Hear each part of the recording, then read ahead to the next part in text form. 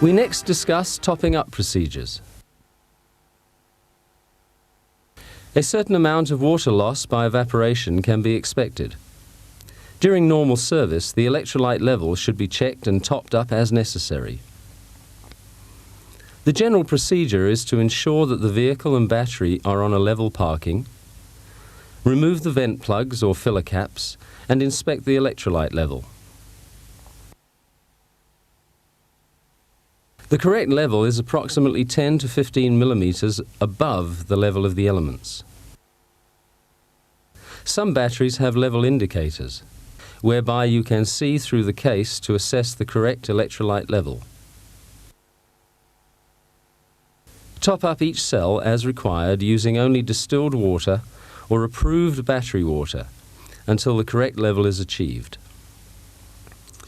Do not overfill a battery, as this will weaken the acid concentration and also result in spillage when the battery is under charge conditions. It is a good idea to rinse cell covers or plugs and ensure that the breather vent holes are open and clear.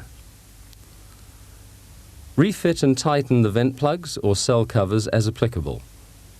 Wipe off any moisture or drippage on the battery top. After the break, we shall discuss over and undercharging.